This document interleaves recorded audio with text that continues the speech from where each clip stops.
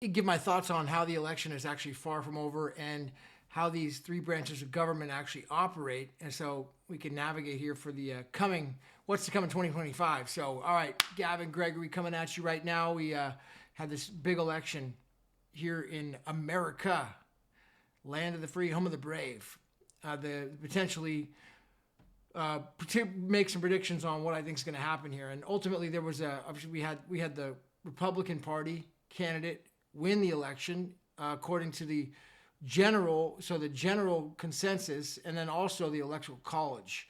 Which was each one of the states gets its electors together, and those electors represent each state, and they're more population. The higher the population, the more electors they get. So California being the biggest, and New York and Texas, etc. So the Republican candidate won. He's now the elect. The Senate also went red, according to the polls right now, and going off of Decision Desk. So you got the Senate, which is definitely going to be red, and then also the White House. Now, what's still undecided is the House. Now, the last term, the House was all red, and so the Republicans controlled the House. They had Speaker Johnson in there, and you saw the Freedom Caucus actually stand up to the McCarthy situation. This was last January. If you remember, going back just a little over a year now, the red Republican House had this, complete rebellion to the McCarthy taking over the chair. They objected to him. In fact, they protested it so hard they would not come to consensus, and they kept having to vote, and they'd vote again and they'd vote again. And then eventually McCarthy got in. And that was led by the Freedom Caucus, and Gates stood up at the end and nominated Trump. That didn't go anywhere, but ultimately they objected hard, and then eventually they repealed. What was it? A motion to I think it was a motion to recall McCarthy, and he was ousted. He was taken out. Then you got Johnson in there. So, but now what's going on in the Congress, which is significant, is that you've got 216. 218 is majority. Decision Desk is calling for 216 right now. That's not enough to win majority. Now, until there's an actual majority for the Republicans, well, you've kind of got a quagmire in the way of politics again, because we've seen this happen over and over again, where a bill comes in, Congress brings a bill, and even if the Republicans are in control of Congress like they were, well, the last session was all blue, and so the senators they did not pass any bill for to get to the president's desks. So nothing was really happening. So in order to have change, you've got to have through all three branches the same party, because these guys in their mind, they believe that their parties elected them to be in that position, and they are dedicated to vote for their party, even if they don't believe in the bill. That's my experience and what I've seen so far. So, you've had some really bad bills over the past, few years. They come in, they still vote for it because they vote for their party. They believe that that's what their constituents sent them there to do.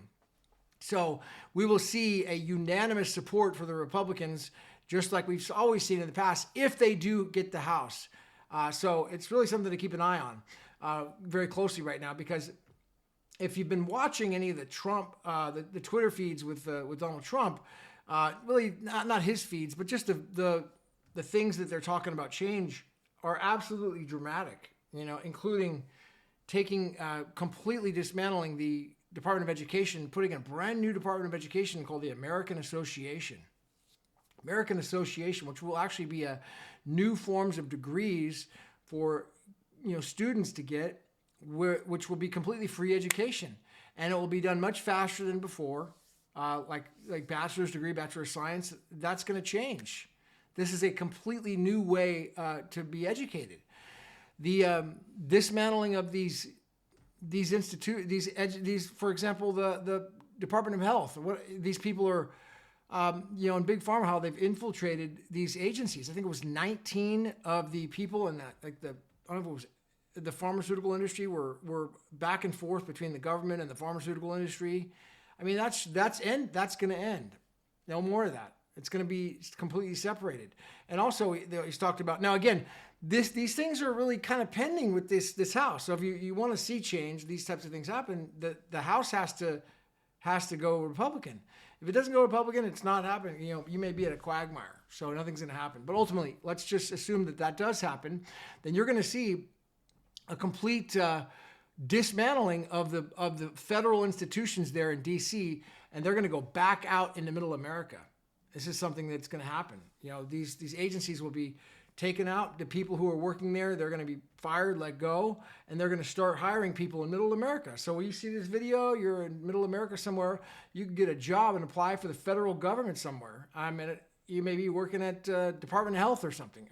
Have completely new people, new branches. They want to start fresh. He wants to start fresh with all these new things and completely potentially dismantle the Federal Reserve. Now, the Federal Reserve stood up. The chair said that he doesn't have any power over him, over Trump. And so this is objectionable, I'd say, by the White House, because he's going to, Title 12 is the Federal Reserve. That's the Banking Act. You got Title 12 for banking and then Title 16 for the IRS. I would say that, it would be taken as a challenge by Trump and the executive, by the Federal Reserve chair saying that he doesn't have to listen to him. Because technically that's probably accurate in the law. He doesn't really have to. But the objection is, well, then, was it actually constitutional to enact the Federal Reserve, or was it just done under a quasi-emergency banking act in 1933? Ron Paul's talked about this in 2009 and ending the Federal Reserve. So I would say you're going to see an end. You'll see bills to potentially change Title 12 or repeal Title 12 and get rid of the Federal Reserve. I also predict that you will see bills come in to repeal Title 16, which is the IRS Act, and they'll somehow amend it or change it. And we could be in a situation where we're not having regular IRS anymore. Also, interesting stuff about like SEC. Now, just predictions, but a lot of people are following crypto. Right now, you got very rigid. A lot of crypto companies got prosecuted over the last, I wouldn't say prosecuted. Civilly, they paid fines, a little slap on the wrist for running unregistered securities.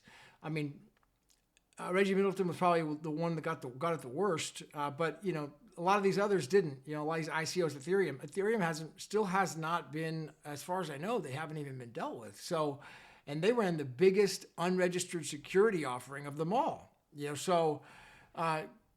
XRP apparently is getting off the hook. We'll see. But ultimately, now that this new administration's there, the security offering side of crypto, it could be wide open.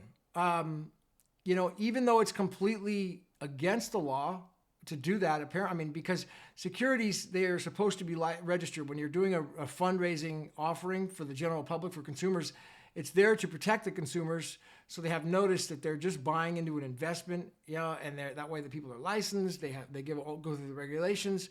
But with this crypto stuff, it's just completely more of a Wild West. And I think you're going to see more companies, I wouldn't say companies, just these ICO type of ventures popping up where they're going to attempt to raise money on the internet where you buy a crypto. What they've replaced it with is these meme crap coins. That's how they're doing it now. Buy a crap coin with a meme on it, a picture of a dog, and now it's legal. That's the replacement for the old ICOs. So you buy this picture of an ordinal or dog, whatever, and that's supposed to be worth. That's art. So that's worth something. That's just crap. It's BS. But what I'm talking about is actually doing an actual security fundraising offering, making that, and more people doing that again. Because it looks to me like he's going to bring in some new chair to replace Gensler.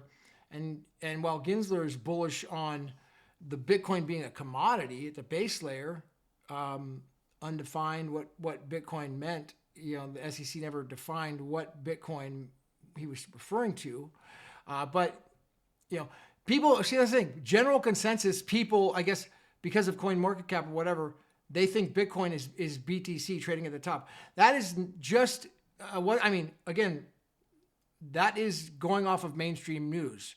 We know we've been lied to for the last, our whole life. So you have to look deeper into these things. And when you're looking at what Bitcoin is it tells you what it is in the white paper. There, it's very clear.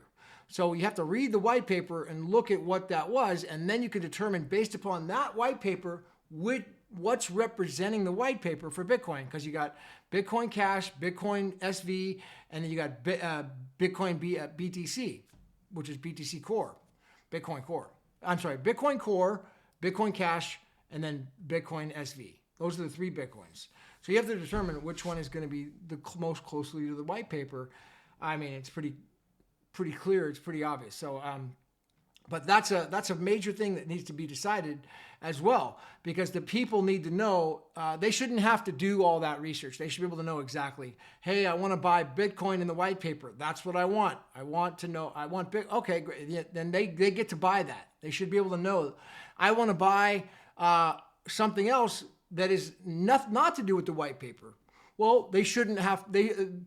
Consumers should be able to know that it's called something else. Because if they're trying to buy the Bitcoin from the white paper and that's not what they're getting, that's deceptive practices. And that ultimately is what this passing off case is going to be about.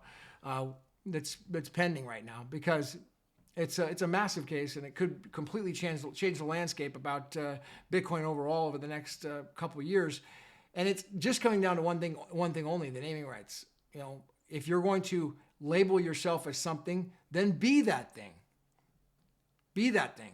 You know, we have lemon laws in California over cars. If you got a car that's a piece of junk, you have to give notice to the other side. This engine does not work.